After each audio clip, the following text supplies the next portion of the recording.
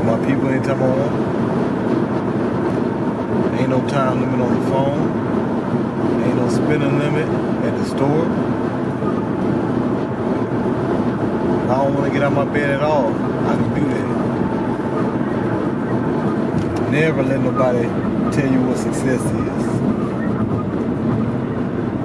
Having $1 million being on TV is success to a lot of other people. Me being free, being able to do anything I want to do and spend time with my family every day is success to me. I'm very successful, and I know that for a fact. I'm also blessed before anything. I thank the Lord every day for just being out here, man, because He didn't have to do it. I got a lot of homies that came home and went right back. But me, I made a promise to myself, promise to my family, that I'm out here for good when I come home. And it's been epic ever since. And I'm still high off life. Sometimes I can't even believe all the time that I did. Unless somebody mention it and bring it up.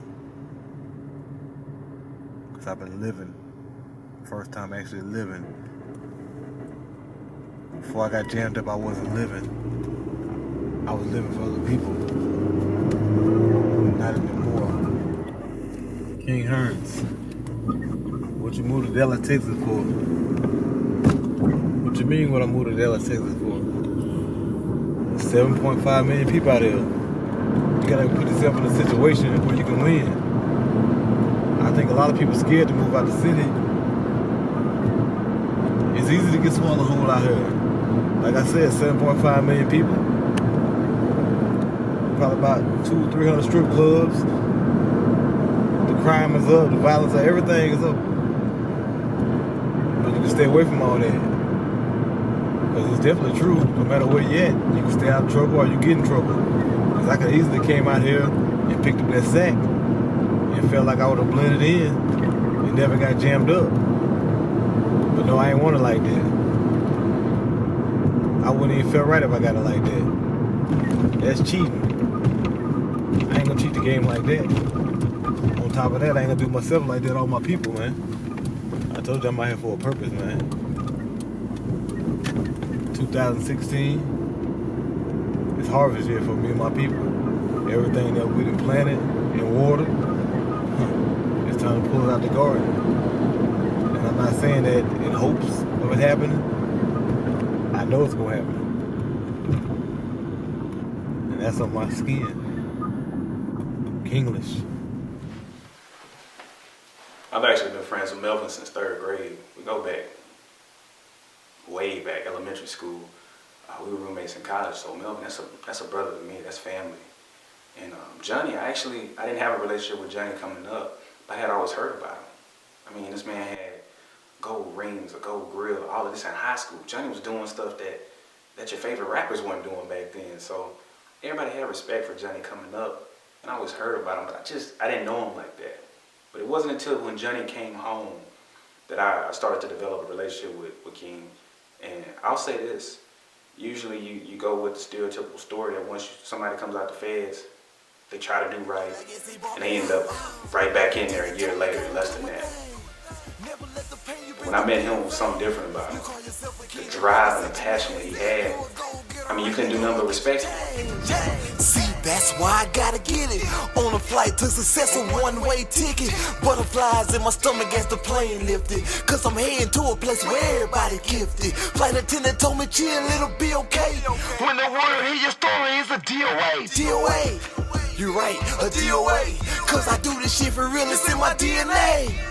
On top of that, boy, I gotta rap. My mama could never work again, so I got her back. Doctor said what he said, mama, that's that.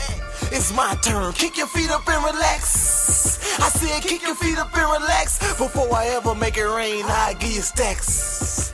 And I put that on my crown, boo. Celebration every time I'm around you. When I met him, I realized he's not the average dude. Johnny really got a purpose and a plan. So yeah, I had no choice but to respect King for that. And with this goes the story. And it's crazy that it happened to me because I had just met him, and I finally had just had a talk with him about just different things, and he was telling me how Leesville was trying to get him, and it was like they were trying to put him right back in. And I'm thinking in my mind, I don't know, man, maybe this dude just paranoid. But here goes the story. So in my line of work for my job, I happen to work around politics. I work in a government office. There's a lot of politics. So I just so happened to get a phone call one day at work, and it's the chief of the sheriff's office. And he's calling me to tell me that a man by the name of Mr. 3,000 Days just got out of the feds. You know why they call him Mr. 3,000 Days? Because he did 3,000 days in the feds. Yeah, his name's Johnny Hearns. Maybe you've heard about him. He's trying to have a concert at the auditorium at the fairgrounds. We're going to shut that down. So here it is. My job happens to be the place where you rent the facilities as far as the auditorium.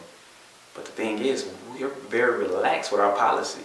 We can't just shut down your event just because we think something's going to pop off or something's going to happen. So I'm letting them know that, well, I'm not too sure if we'll be able to shut it down. And he's basically trying to negotiate and talk to me and basically tell me that, Johnny, if he gets this auditorium and performs, there's going to be a lot of gang activity, violence, drugs, and it's going to be all hell in Leesville, and Leesville doesn't need that. And it's funny because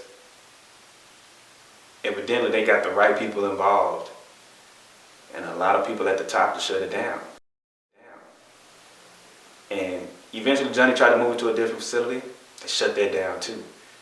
And it was after that that I realized that, man, dude was telling the truth. They really did want to shut him down. But I gotta give it to him. The drive. Like I said, when I first met him, the passion and the drive that man had, I knew he was different. And he proved that.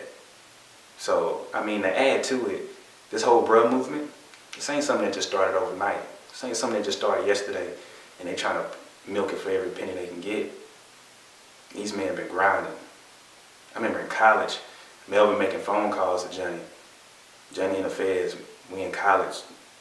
Melvin on the phone with Johnny, and they making moves, they making plans, they making things happen. And this is before the bruh movement even started as far as the album, but they've been grinding now.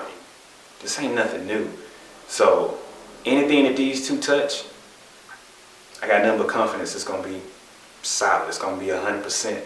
It's gonna be platinum. It's gonna be 100. So, I mean, I'm looking forward to this bruh movement. I'm looking forward to this bruh album. And to both of the kings, salute.